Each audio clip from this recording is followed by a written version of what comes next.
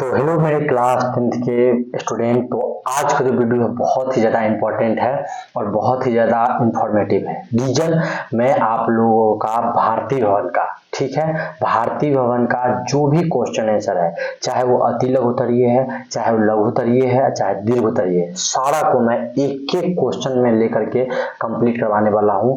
और आप लोग को क्या करना है, यहाँ से वीडियो देख करके आपको अपने कॉपी पे उतार लेना है। मैं बहुत अच्छे तरीके से इसमें समझाया हूँ, बस आप पूरा कंप्लीट कर लेना और उसको याद कर लेना। आपका यहाँ से ज़्यादा कुछ नहीं आएगा। और एक बात, मैंने भारतीय भवन भी कंप्लीट यहाँ पर करवा रहा हूँ और एनसीईआरटी का जो बुक है, जो अलग से जो दिया हुआ जिसमें तीनों विषय एक ही में दिया रहता है, वो भी मैंने पहला चैप्टर यही सेम है, रासायनिक अभिक्रिया और समीकरण, वो भी मैंने कंप्लीट करवा दिया है। तो आप अगर दोनों वीडियो देख लेते हो, 20 मिनट का वो वीडियो है और ये वीडियो थोड़ा ही लंबा हो सकता है। आपका चैप्टर नंबर 1 से जो भी क्वेश्चन आएगा मैं लिख करके दे रहा हूँ, दावे के साथ सारा क्वेश्चन बनेगा। तो चलिए वीडियो को स्टार्ट करते हैं और हर एक बार की तरह मैं आपसे पूछूंगा मेरा पीपीटी के बारे में, तो बताना कि आप लोग को कैसा लगा ये, ठीक है। अब आगे चलते हैं क्वेश्चन पे, ठीक है। तो दूसरा नंबर में आते हैं और आपका ये रहा क्वेश्चन। तो ये देखिए, सबसे पहले लघुत्तरीय क्वेश्चन है आपका कि रासायनिक समीकरण लिखने में अभिकारकों और प्रतिफल को किन रूपों में व्यक्त किया जाता है। तो अभिकारक कौन होता है, सो, और प्रतिफल कौन होता है, सो। देखिए, अभिकारकों को हम LHS बोलते हैं, मतलब लेफ्ट हैंड साइड, और प्रतिफल जो होता है उसको हम लोग RHS बोलते हैं, ठीक है। और रासायनिक सूत्र को जो है संकेतों के रूप में इसको जो हम लोग व्यक्त करते हैं। तो याद रखिए, जो क्वेश्चन का आंसर है आप लोग यहाँ से लिख लीजिएगा कि जो अभिकारक होता है उसको हम लोग LHS और जो प्रतिफल होता है उसको RHS बोलते हैं, ठीक है। उसका दूसरा क्वेश्चन है कि रासायनिक समीकरण में अभिकारकों और प्रतिफलों के बीच ये जो तीर का निशान होता है वो क्यों दिया जाता है। तो देखिए ध्यान से, दिशा के लिए। तो तीर का अभिक्रिया दिशा, डायरेक्शन बताता है और यह दर्शाता है कि अभिकारक आपस में क्रिया करके उत्पाद का निर्माण कर रहा है। कहने का मतलब है कि जब कोई भी पदार्थ मिल जाता है तो उससे जो कोई नया पदार्थ बनता है तो हम लोग तीर से बताते हैं, ताकि जो आगे बनेगा वो एक हमको, मतलब कि जो पदार्थ मिल के बना है वही हमारा उत्पाद होगा। तो तीर के इधर वाला जो होगा सो उत्पाद हम उसको बोलेंगे। तीसरा क्वेश्चन है मेरे भाई कि क्या समीकरण H2Cl2 और 2Sl संतुलित है। तो आंसर लिखेंगे बिल्कुल संतुलित है मेरे भाई, हाँ संतुलित है, क्योंकि इसका लेफ्ट हैंड साइड और राइट हैंड साइड दोनों बराबर है, वही बात है, इसीलिए यह समीकरण संतुलित है। दोस्तों, अगर आप लोग को समीकरण संतुलित करने नहीं आता है तो आप लोग कमेंट करना, मैं वही सिखा दूंगा बहुत इजी तरीके से। अब अगला, उस अभिक्रिया को क्या कहते हैं जिसमें अभिकारक सरल प्रतिफलों में परिवर्तित हो जाता है। तो आंसर होगा मेरे भाई अपघटन या वियोजन अभिक्रिया। सिंपल आंसर में इजी करके बता दिया हूं, आप इसका आंसर यहाँ सिर्फ बस लिख लेना, आपका एक एक बात सही हो जाएगा, ठीक है। आगे हम लोग चलते हैं अगले स्लाइड पे, ठीक है। तो 4 क्वेश्चन तो मैंने अभी कंप्लीट करवा दिया आपको। अब आते हैं 5वां क्वेश्चन पे। तो 5वां क्वेश्चन क्या है कि उस अभिक्रिया का नाम बताइए। यहाँ पर मैं बताया उस अभिक्रिया का नाम बताइए जिसमें 2 या 2 से अधिक अभिकारक परस्पर संयोग करके एक उत्पाद बनाते हैं। तब बाबू सिंपल इसका आंसर होगा संयोजन अभिक्रिया। संयोजन अभिक्रिया में क्या होता है कि मान के चलिए यहाँ पर एगो पदार्थ हुआ और जैसे हाइड्रोजन हुआ और ऑक्सीजन हुआ, तो हाइड्रोजन ऑक्साइड यानी कि अगर 2 मिल करके एगो पदार्थ बनता है तो उसको हम लोग बोलते हैं संयोजन अभिक्रिया। सिंपल। अच्छा, 5वां क्वेश्चन होगा 6ठा नंबर, किस प्रकार की अभिक्रिया में अभिकारक अपने मूलक का विनिमय करते हैं। तो द्विविस्थापन अभिक्रिया में, ठीक है, अपने मूल जो उसका जो प्राकृतिक होता है उससे वो अलग होता है, द्विविस्थापन अभिक्रिया होगा इसका आंसर। 7वां है कि उभय विस्थापन और द्विविस्थापन अभिक्रिया का एक उदाहरण दीजिए समीकरण के रूप में। तो यदि यहाँ पर आप मैंने सीधा समीकरण लिख दिया है कि AgNO3 प्लस NaCl, फिर उसके बाद समीकरण को जो है सो तीर का निशान मार के फिर AgCl और जो है सो NaNO3। सिंपल सा उदाहरण दे दिया, आपको यहाँ से सिर्फ लिख लेना है। उस पर लिखा हो कि क्या कॉपर आयरन से अधिक क्रियाशील होता है। तो ऐसा लिखना है कि नहीं, ऐसा नहीं होता है, आयरन ज्यादा होता है कॉपर से ज्यादा क्रियाशील। तो अगला क्वेश्चन आपको मैं 9वां नंबर समझाता हूं। तो 9वां नंबर ये रहा कि क्या संयोजन, ध्यान से सुनिए, क्या संयोजन अभिक्रिया ऑक्सीकरण अवकरण अभिक्रिया है। तो आंसर होगा हाँ। अधिकांश संयोजन अभिक्रियाएं रेडॉक्स होती है, जैसे 2H2 प्लस O2 = 2H2 में हाइड्रोजन का ऑक्सीकरण हो रहा है। इसीलिए इसका आंसर ये होगा। फिर 10वां नंबर में क्या उभय विस्थापन अभिक्रिया ऑक्सीकरण अवकरण प्रक्रिया है? तो नहीं, उभय विस्थापन अभिक्रिया में समानतः ऑक्सीकरण अवस्था नहीं बदलती है, यह केवल आयनों का विनिमय करते हैं। तो इसका आंसर 10वां का ये हो जाएगा। अगला है कि हमारे शरीर में भोजन का पाचन किस प्रकार की अभिक्रिया है? तो भाई मैंने इसको एनसीईआरटी में ही पढ़ा रखा है कि वह अपघटन अभिक्रिया है, अपघटन या वियोजन एवं ऑक्सीकरण अभिक्रिया। जटिल कार्बोहाइड्रेट ग्लूकोज जैसे सरल अणुओं में टूटते हैं और फिर ऊर्जा का ऑक्सीकृत करते हैं। सिंपल फंडा होगा, ठीक है। अगला क्वेश्चन है कि प्रकाश रासायनिक अभिक्रिया का उदाहरण दीजिए। तो यहाँ पर याद रखिएगा प्रकाश संश्लेषण का हो जाएगा 6CO2 प्लस 6H2O, फिर CxH12 और 6 प्लस 6O2। फिर दूसरा एक उदाहरण है सिल्वर क्लोराइड का अपघटन, तो 2AgCl, फिर उसको तीर का मार देंगे, फिर 2Ag फिर Cl2। तो ये दोनों उदाहरण आप लिख लेना, एकदम टनाटन आंसर आएगा। अगला स्लाइड पे चलते हैं और फिर आपको हम बताते हैं, ठीक है। तो अगला स्लाइड ये रहा। हाँ, तो अगला क्वेश्चन है मेरे भाई कि दुर्गंध युक्त खाद्य पदार्थ क्या होती है? दुर्गंध का मतलब समझ है, जिसमें कि गंध होता है।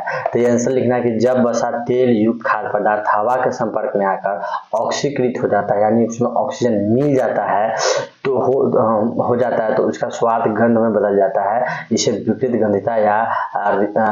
गंधिता या रैंचिड फूड बोलते हैं, ठीक है। मतलब विकृत गंधिता मतलब ऐसा खाना जो हवा में ऑक्सीजन के संपर्क में आके उसमें से गंध निकलने लगता है, उसी को हम लोग विकृत गंधिता भी बोलते हैं मेरे भाई, ठीक है, कोई डाउट नहीं है। अगला क्वेश्चन है मेरे भाई कि ताजा खाद्य पदार्थ को सड़ने से बचने के लिए कोई एक उपाय बताइए। तो सिंपल लिखना है, खाद्य पदार्थ को रेफ्रिजरेटर या शीतलन में रखना या उन्हें नाइट्रोजन गैस से पैकेट में बंद करना, ये बहुत बड़ा अच्छा प्रक्रिया होता है कोई चीज को सड़ने से रोकने के लिए। तभी अगर आप लोग कुरकुरे खाते होंगे तो देखते होंगे वह पैकेट फूला हुआ रहता है, तो फूला रहता है जिसके कारण क्या होता है कि वह सड़ता नहीं है, क्योंकि उसमें नाइट्रोजन रहता है। अगला क्वेश्चन है मेरे भाई कि निम्नलिखित रासायनिक समीकरण का संतुलित करके लिखिए, और इसमें मैं आप चेंज कर लेता हूं आपको कलर। तो देखिए मेरे भाई यहाँ पर जो है समीकरण दिया हुआ है और इसकी असंतुलन है, इसको मैंने संतुलन करके लिख दिया है। बस इसमें क्या किया है, मैंने LHS और RHS को एक साइड कर दिया है, मतलब बराबर कर दिया है। तो बस यहाँ पर 2FeSO4 लगा दिया, बाद बाकी सब जैसे का तैसा रह जाएगा, और यह आपका संतुलित समीकरण है। तो मैंने इसका संतुलित करके लिख दिया है, ठीक है। अगला है एक ऐसी अभिक्रिया का उदाहरण दे जिसमें दो यौगिक परस्पर सहयोग करके एकल उत्पाद बनाते हैं, मतलब दो चीज मिलकर एक चीज का निर्माण होता है। जैसे में NH3 प्लस HCl, अब बनता क्या है NH4Cl। तो देखिए यहाँ पर दो चीज है, एगो यह है एगो यह है, ऐसे बन रहा है, एगो यहाँ पर सिंपल एक उत्पाद बन रहा है, इसीलिए। तो इसका मैं लिख दिया कि अमोनियम तथा हाइड्रोजन क्लोराइड मिलकर अमोनियम क्लोराइड बनाते हैं। तो सिंपल जवाब में मैंने आपको आंसर यहाँ पर लिख दिया है, बस आपको यहाँ से सिर्फ पढ़ाई करना है, ठीक है। आप लोग यहाँ से कॉपी कर लेना, बहुत ही मजा आएगा। 16 हो गया, अब आते हैं 17 नंबर में। 17 नंबर में है, मैं माइक चेक कर लिया हूँ भाई, NaOH प्लस HCl, और इसको जो है सो यहाँ पर आप ध्यान से देख लीजिए, सॉरी, हाँ, NaOH प्लस HCl और उसके बनता क्या है NaCl प्लस H2O। यह जो है सो उदासीन अभिक्रिया, इसका दूसरा नाम क्या हो सकता है? तो याद रखिएगा इसका दूसरा नाम जो हो जाएगा सो द्विविस्थापन अभिक्रिया होगा, द्विविस्थापन अभिक्रिया होगा, याद रखिएगा। और मैं बार बार माइक चेक करते रहता हूँ क्योंकि बहुत इस बार माइक जो है ना थोड़ा खराब हो गया है, ठीक है। अगला क्वेश्चन है कि अभिक्रिया लिखा हुआ है H2O यानी F2 अभिक्रिया करता है तो बनता है Ha प्लस HOF। कौन पदार्थ ऑक्सीकारक है? तो आंसर लिखना है F2 यानी कि फ्लोरीन। यहाँ ऑक्सीकारक है क्योंकि यहाँ हाइड्रोजन को अपनी ओर खींच रहा है या इलेक्ट्रॉन ग्रहण कर रहा है। सिंपल बात यहाँ पर समझना है और इसका आंसर यहाँ से लिख देना है। 19 नंबर में लिखा हुआ मेरे भाई कि जस्ता के साथ तनु HCl की अभिक्रिया करने पर H2 गैस मुक्त होती है किंतु कॉपर के साथ नहीं, ऐसा क्यों होता है? तो लिखना है क्योंकि जस्ता Zn हाइड्रोजन से अधिक क्रियाशील है और उसमें अम्ल को विस्थापन कर सकता है, जबकि कॉपर हाइड्रोजन कम क्रियाशील होने के कारण विस्थापित नहीं कर पाता है, इसके कारण ही ऐसा होता है। और यह मैंने आपको बना दिया है यहाँ पर एक चित्र, ठीक है।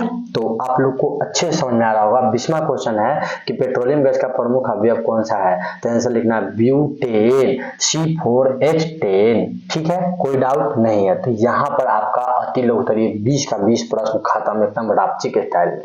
अब आते हैं अगला, चलिए, तो अगला में आते हैं, अब बताते हैं अगला है क्या, तो लघुत्तरीय प्रश्न मेरे भाई। लघुत्तरीय प्रश्न में मैंने बहुत अच्छे से समझाया है, आप लोग को बस इसको देख लेना है और आपका चैप्टर कंप्लीट है, बस बना लेना है और सर जी को दिखा देना है, गर्दा उड़ा लेना है याद करके, ठीक है। तो चलिए, पहला क्वेश्चन है कि रासायनिक समीकरण क्या है। रासायनिक समीकरण क्या है, एक उदाहरण दीजिए। कहा है कि रासायनिक समीकरण क्या होगा, उसका एक उदाहरण दे दीजिए। तो आंसर हम लिख दें कि जब किसी रासायनिक अभिक्रिया में भाग लेने वाले पदार्थ को उनके संकेत और सूत्रों की सहायता से संक्षेप में निरूपित किया जाता है तो उसे रासायनिक समीकरण कहते हैं, ठीक है। तो इसका हम एक उदाहरण ले दिए हैं कि 2H2 + O2 = 2HO, ठीक है। यहाँ पर H2 और O2 अभिकारक है और H2 उत्पाद है। तो मैंने आपको बता दिया अभिकारक का मतलब, जो जैसे मान के चलो तीर है ना, ये तीर जो आपको दिख रहा है इसमें ऐसे करके, तो तीर इधर जो होगा उसको अभिकारक बोलेंगे और तीर के राइट साइड में जो होगा उसको उत्पाद बोलेंगे। तो मेरे भाई ये जो हो जाएगा ये वाला उत्पाद होगा और ये दोनों अभिकारक होगा, कोई डाउट नहीं है। अगला समीकरण है, अगला क्वेश्चन है मेरे भाई, संतुलित समीकरण किसे कहते हैं। तो देखिए यहाँ पर है कि वह रासायनिक समीकरण जिसमें तीर के निशान, देखिए तीर के निशान जो है से दोनों ओर अभिकारक और उत्पादक प्रत्येक तत्व परमाणु की संख्या समान होती है उसे संतुलित रासायनिक समीकरण कहते हैं। यह द्रव्यमान संरक्षण नियम का पालन करता है। कहने का मतलब है संतुलित समीकरण वह होगा जिसका LHS साइड और RHS साइड बराबर होगा, उसी को हम लोग संतुलित समीकरण कहेंगे। यानी कि LHS मतलब अभिकारक और RHS मतलब उत्पाद, ठीक है। अगला क्वेश्चन है मेरे भाई कि रासायनिक समीकरण को संतुलित करना क्यों आवश्यक है। तो यहाँ पर लिखिए कि रासायनिक समीकरण को द्रव्यमान संरक्षण नियम को संतुष्ट करने के लिए संतुलित किया जाता है। इस नियम के अनुसार किसी भी रासायनिक अभिक्रिया में द्रव्यमान का न तो निर्माण होता है और न ही विनाश होता है, इसीलिए अभिकारकों का कुल द्रव्यमान उत्पादों के कुल द्रव्यमान के बराबर होना चाहिए। कहने का मतलब है मेरे भाई, आप यहाँ से आंसर लिख लेना। मैं आपको समझा देता हूँ कि जैसे मान के चलो 2 किलो चावल लेते हैं और 2 किलो उसमें पानी मिला देते हैं, टोटल हुआ 4 किलो, तो ये हुआ अभिकारक और उससे जो 4 किलो बनेगा वो उत्पाद हो गया। कहने का मतलब यहाँ पर कि जितना अभिकारक होगा उतना उत्पाद होना चाहिए, इसीलिए अगर जिसमें अभिकारक ज्यादा हो गया उत्पाद कम हो गया तो हमको दोनों को बराबर करने के लिए समीकरण को संतुलित करना आवश्यक होता है। तो कोई डाउट नहीं होना चाहिए मेरे भाई। तो आते हैं अगला स्लाइड पे, और बहुत मस्त क्वेश्चन सब मैंने लिया है, जो क्वेश्चन है सारा। चौथा क्वेश्चन है मेरे भाई कि समीकरण को सूचना कीजिए। तो पहला क्वेश्चन इसमें दिया हुआ है सूचना है, लिखा हुआ है कि पदार्थ की जानकारी, अभिकारक, उत्पाद, परमाणु के अणुओं की संख्या, अपेक्षित, उसका द्रव्यमान संरक्षण नियम। पांचवा क्वेश्चन है समीकरण के फायदे क्या होता है। तो समय और स्थान का बचत होता है, विश्वव्यापी मानक दुनिया भर में एक समान होता है, गणन का आसानी होता है। इस सब जो है 4 और 5 क्वेश्चन है वो उसको भी मैंने यहाँ पर बता दिया है, क्वेश्चन आप वहां से देख लेना, ठीक है। डायरेक्ट मैंने आंसर बता दिया है। अगला क्वेश्चन है मेरे भाई कि अभिक्रिया के फलस्वरूप उत्सर्जित गैस अवक्षेप बनने की जानकारी किस प्रकार दी जाती है। तो इसके लिए मैं क्या करता हूँ, पहले कलर चेंज कर लेता हूँ। तो देखिए लिखिएगा इसमें आंसर कि रासायनिक समीकरण को यदि गैस उत्सर्जित होती है तो सूत्र के बगल में तीर ऊपर की तरफ लगाया जाता है, और अगर मतलब कि अघुलनशील ठोस अवक्षेप बनता है तो तीर नीचे की तरफ लगा देता है। तो याद रखिए अगर गैस बनेगा तो ऊपर की तरफ, अगर नहीं बनेगा तो नीचे की तरफ लगा देंगे। बस यही सवाल का आंसर हो जाएगा। आपको यहाँ से लिख लेना है, एक एक चीज आपको मैं बताते चलता हूँ। अगला निम्नलिखित समीकरण के किस प्रकार की अभिक्रियाओं का निरूपण करता है। तो याद रखिएगा यहाँ पर है NaNH4NO, फिर अभिकारक यानी तीर का निशान, फिर N2, फिर 2HO। तो यह वियोजन अभिक्रिया का उदाहरण है। क्या है, वियोजन अभिक्रिया, ठीक है। दूसरा मेरे भाई की AgNO3 प्लस NaCl, फिर तीर का निशान है, फिर लिखा हुआ है AgCl प्लस NaNO3। तो याद रखिएगा इसका है द्विविस्थापन अभिक्रिया, द्विविस्थापन अभिक्रिया। बस आपको यहाँ से सारा कंप्लीट करते चलना है, एकदम मजा ही आ जाएगा। 9वां नंबर जो भी है स्लाइड और क्वेश्चन नंबर 8 पर मैं बताता हूँ संयोजन अभिक्रिया क्या है। देखिए दोस्तों, संयोजन अभिक्रिया की परिभाषा सिंपल में समझाता हूँ आपको, आप यहाँ से लिख लेना, ठीक है। तो संयोजन अभिक्रिया में आप लिखिएगा कि वैसी रासायनिक अभिक्रिया जिसमें दो या दो से अधिक परस्पर संयोग करके एक नया पदार्थ का निर्माण करता है, मतलब दो गो पदार्थ मिलके एक पदार्थ का निर्माण करेगा, उस संयोजन कहा जाएगा। जैसे यहाँ पर देखिए MgO मिल करके MgO बनाता है, मैग्नीशियम ऑक्सीजन मिल करके जो है सो मैग्नीशियम ऑक्साइड का निर्माण करता है। सिंपल है, दो गो चीज मिला और एक चीज प्राप्त हो रहा है तो वो संयोजन कहा जाएगा। फिर 9वां क्वेश्चन, आप कैसे प्रदर्शित करेंगे ये कॉपर सिल्वर से अधिक क्रियाशील है। सिंपल समझिए, तो जब कॉपर तांबे में एक पट्टी को सिल्वर नाइट्रेट में विलयन में डुबाया जाता है तो कॉपर सिल्वर को विस्थापित कर देता है, इससे विलयन का रंग नीला हो जाता है और सिल्वर बाहर निकाल दिया जाता है। तो इसका सूत्र यह है, देखिए यहाँ पर मैंने लिख दिया Cu कॉपर, फिर लिखा हुआ है 2AgNO3 और इसको जो है जब हम मिला देते हैं तो बनता है CuNO3 2 प्लस Ag, यानी कि मतलब इसको कॉपर को अलग कर दिया है, तो इसीलिए हमको पता चल जाता है कि यह जो है सो अधिक क्रियाशील है। तो 9वां का आंसर भी हो गया। 10वां का आंसर मैं आपको बता देता हूँ, चेक कर लिया। चलो, ऑक्सीकरण और अवकरण अभिक्रिया क्या है। तो ऑक्सीकरण अवकरण अभिक्रिया वैसी अभिक्रिया है जिसमें ऑक्सीजन और अवकरण दोनों के साथ होते हैं, इसे रेडॉक्स अभिक्रिया भी कहते हैं। इसमें एक पदार्थ ऑक्सीजन ग्रहण करता है और ऑक्सीकरण और दूसरा पदार्थ ऑक्सीजन खोता है, अवकरण। तो रेडॉक्स अभिक्रिया में क्या होता है, ऑक्सीकरण अवकरण में होता है कि ऑक्सीजन खोता भी है और प्राप्त भी करता है, तो उसे रेडॉक्स अभिक्रिया भी कहते हैं।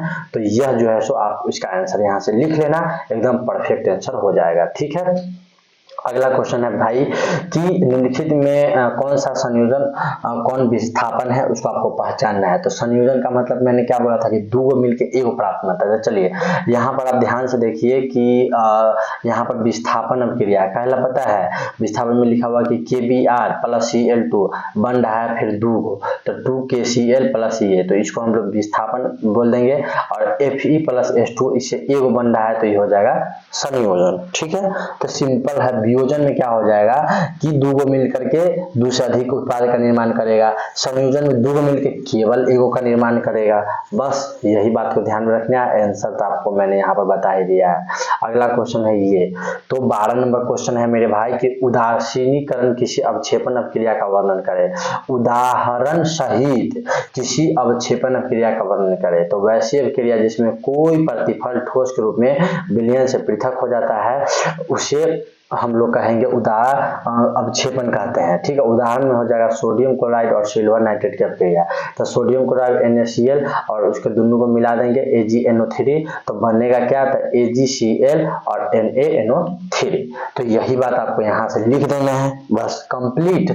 अगला है उष्माक्षेपी और उष्माशोषी अभिक्रिया से आप क्या समझते थे। देखिए उष्माक्षेपी जिसके उत्पाद के साथ साथ उष्मा भी निकलती है उसे उष्माक्षेपी कहते हैं, जैसे श्वसन में। अगला उष्माशोषी, जिस उष्मा का अवशोषण होता है उसे जो है सो उष्माशोषी कहते हैं, जैसे प्रकाश संश्लेषण। ठीक है, उदाहरण भी दे दिया। 13 नंबर क्वेश्चन है मेरे भाई यहाँ पर, निम्नलिखित अभिक्रिया को संतुलित करें। तो मेरे भाई आपके किताब में जो क्वेश्चन दिया हुआ है आप वहां से देख लीजिएगा और आपका यहाँ से डायरेक्ट आंसर लिख लेना है, क्योंकि मेरे पास स्लाइड का थोड़ा सा जगह कम हो गया था जिसके कारण मैं यहाँ पर एडजस्ट नहीं कर पाया। तो इसका आंसर आप एक में जो होगा उसका आंसर ये होगा, उसका 2 जो होगा ये होगा, 3 जो होगा तो ये होगा, ये आप वहां से लिख लेना। ठीक है, अब मैं बार बार माइक के ऊपर चेक करता हूँ, आप लोग बोर मत हो जाना, क्योंकि यार मैं मेहनत करता हूँ और पता चले कि काम में गड़बड़ा जाए, इसीलिए। तो लिखा हुआ अगला कि निम्नलिखित पदों की व्याख्या करें। ऑक्सीकरण किसे कहते हैं, वह प्रक्रिया जिसमें किसी तत्व यौगिक के साथ ऑक्सीजन जुड़ता है। फिर से समझिए, वह प्रक्रिया जिसमें किसी तत्व के साथ ऑक्सीजन जुड़ता है ऑक्सीकरण कहते हैं। अवकरण वह प्रक्रिया जिसमें किसी तत्व यौगिक के साथ हाइड्रोजन जुड़ता है उसे अवकरण कहते हैं। और तीसरा में खाद्य पदार्थ दूषित होना, वसा तेल से बने खाद्य पदार्थ जब वायु के संपर्क में आते हैं तो ऑक्सीकृत होकर अरुचि गंध स्वाद वाले हो जाते हैं, उसे विकृत गंधिता भी बोलते हैं। तो मतलब सिंपल है, जो ऐसा खाना जो जिसमें तेल उल हो और वह वायु के संपर्क में आके खराब हो जाता है उसे हम लोग जो है सो वसा मतलब खाद्य पदार्थ दूषित होना बोल सकते हैं, उसे विकृत गंधिता भी बोल सकते हैं। संतुलित समीकरण लिखना है। तो दोस्तों संतुलित समीकरण मैंने यहाँ पर डायरेक्ट लिख दिया है, आप वहां से आंसर जो क्वेश्चन होगा उसमें से आप क्वेश्चन उतार लेना और डायरेक्ट 17 का आंसर यहाँ से आप लिख लेना, सिंपल है। उसके बाद है 16 नंबर और में लिखा हुआ है कि कॉपर सल्फेट के विलयन में लोहे का टुकड़ा डाल देने से विलयन का रंग क्यों बदल जाता है? या भाई क्योंकि लोहा ज्यादा क्रियाशील होता है, तो लिख रहे हैं कि लोहा Fe कॉपर से अधिक क्रियाशील होता है, इसीलिए कॉपर सल्फेट को नीले विलयन में कॉपर को विस्थापित कर देता है और फेरस सल्फेट बना देता है, जिससे विलयन का रंग हल्का हरा हो जाता है। और यह रहा उसका समीकरण Fe प्लस CuSO4 और इसको अभिक्रिया करवाएंगे तो बनेगा FeSO4 और प्लस Cu, कोई दिक्कत नहीं होगा, ठीक है। तो इस तरीके से 16 17 भी कंप्लीट हो गया। अब हम आते हैं अगले स्लाइड पे, तो अगला स्लाइड रहा ये। तो 18 नंबर क्वेश्चन क्या है कि वियोजन अपघटन अभिक्रिया, क्वेश्चन है भाई कि वियोजन अपघटन अभिक्रिया का एक उदाहरण लिखे गर्म करने पर किसी अभिक्रिया को दर्शाने के लिए एक क्रियाकलाप का भी वर्णन कर देना है, तो कर देंगे कि वियोजन अभिक्रिया वह है जिसमें यौगिक टूटकर दो या दो से अधिक पदार्थ का निर्माण करता है। तो जैसे एक यौगिक टूटेगा दो से ज्यादा निर्माण होगा तो उसे हम लोग वियोजन कहेंगे। तो ये रहा उसका उदाहरण भी है कि नहीं। क्रियाकलाप में अगर आपको समझेंगे तो एक प्रखनली को फेरस सल्फेट FeSO4 के क्रिस्टल को लेकर गर्म करने पर क्रिस्टल का पानी निकल जाता है, उसका रंग हरा रंग भूरे लाल रंग में बदल जाता है, साथ ही सल्फर गंध वाली गैस निकलती है। तो ये क्रियाकलाप हो गया, आप यहाँ से डायरेक्ट आंसर लिख लेना। 19 नंबर में है कि लेड नाइट्रेट और पोटेशियम आयोडीन विलयन को मिलाने पर अवक्षेपण मतलब परीक्षण क्या होगा बताना है। तो पहला में यह क्रिया किस प्रकार की है, तो आंसर के मिलाने पर पीले रंग का लेड आयोडाइड यानी PbL2 का अवक्षेप बनता है। दूसरा में संतुलित समीकरण लिखना है, फिर और यह द्विविस्थापन और अवक्षेपण अभिक्रिया, संतुलित समीकरण यह हो जाएगा। तो लिख देना है PbNO3 फिर प्लस 2Kl, ऐसे बनता है PbL2 प्लस 2KNO3, ठीक है। संकेत में यहाँ पर लिखना है PbNO3 को हम लोग लेड नाइट्रेट बोलेंगे, Kl बराबर हमारा हो जाएगा पोटेशियम आयोडोक्साइड और KNO3 बराबर हो जाएगा पोटेशियम नाइट्रेट। तो यहाँ पर भी मैंने सब कुछ लिख दिया है, तो आप लोग इस नोट को नोट कर लेना मेरे भाई, ठीक है ना, ये नहीं कि छोड़ देना है। अगला मैं आता हूँ 13 नंबर पे। 13 नंबर पे आपका है दीर्घ उत्तरीय प्रश्न। जो दीर्घ उत्तरीय प्रश्न है उसका भी आंसर मैंने यहाँ पर आपको ले लिया है। तो क्वेश्चन है कि रासायनिक समीकरण जो है क्या है, इसकी विशेषता और समीकरण की व्याख्या कीजिए। परिभाषा में लिखा है संकेत सिंबल और आणविक सूत्रों की सहायता से संक्षिप्त रूप में वैज्ञानिक भाषा में क्रिया एक शॉर्टकट है। मतलब इसका जो रासायनिक समीकरण क्या है मैंने उसको यहाँ पर बता दिया है कि रासायनिक समीकरण क्या है। व्याख्या में मैंने आपको यहाँ पर कुछ उदाहरण ले लिया है, आप उसको समझना कि अभिकारक क्या है, उसके बाद यहाँ से द्रव्यमान, ये सब कुछ यहाँ से डायरेक्ट आप कॉपी करके लिख लेना, वह इसका आंसर हो जाएगा। ज्यादा बड़ा मैंने नहीं किया है, छोटा छोटा आंसर कर दिया है। बाद बाकी दीर्घ उत्तरीय को आप जो है सो स्किप भी कर सकते हो। रासायनिक समीकरण संतुलित करना क्यों आवश्यक है, भाई मैंने कितना बार बताया कि रासायनिक समीकरण को क्यों आवश्यक है, क्योंकि द्रव्यमान संरक्षण नियम के अनुसार LHS और RHS दोनों बराबर होता है, इसीलिए तो द्रव्यमान संरक्षण नियम यहाँ पर लिख दिए हैं। एग्जाम्पल में मैंने ये एग्जाम्पल और इसको सारा कहानी लिख दिया है। एग्जाम्पल 2 ये लिख करके इसका भी सारा कहानी लिख ले, सारा कहानी आपको लिख लेना है, बस कंप्लीट है आपका दीर्घ उत्तरीय का दूसरा क्वेश्चन। फिर आते हैं 14 नंबर पेज पे। क्वेश्चन है विस्थापन वर्सेज उभय विस्थापन, मतलब इस दोनों में जो है सो अंतर पूछ रहा है, तो क्या अंतर हो जाएगा। चलिए, तो क्वेश्चन में लिखा हुआ है कि विस्थापन एक अधिक क्रियाशील तत्व अपने से कम क्रियाशील तत्व को उसके लवण एवं विलयन से बाहर निकाल देता है, तो उसे विस्थापन कर देते हैं। उदाहरण के लिए आप ये उदाहरण लिख लेना, ठीक है। उसके बाद उभय विस्थापन, दो यौगिक अपने आयनों की अदला बदली करते हैं और दो नए यौगिक बनाते हैं, उसे हम लोग बोलेंगे उभय विस्थापन, और इसका ये हो गया उदाहरण। उसके बाद ऑक्सीकरण वर्सेज अवकरण, इन दोनों में क्या है, ऑक्सीकरण केकरा कहते हैं, अवकरण केकरा कहते हैं। तो ऑक्सीकरण में कहते हैं ऑक्सीजन का संयोग होता है, हाइड्रोजन का निष्करण, हाइड्रोजन गायब हो जाता है। अवकरण में ऑक्सीजन गायब हो जाता है, हाइड्रोजन का संयोग होता है, मतलब हाइड्रोजन ऐड हो जाता है, और उसी को रेडॉक्स अभिक्रिया, मतलब वास्तव में ऑक्सीकरण और अवकरण हमेशा साथ चलते हैं। जब एक पदार्थ का ऑक्सीजन खोता है तो दूसरा उसे ग्रहण करता है। सिंपल सा फंडा। अगला आते हैं लास्ट पेज और आपका ये चैप्टर हो जाएगा खत्म। अभिक्रिया को पहचान करना है, भोजन का पचना, जैव रासायनिक अपघटन।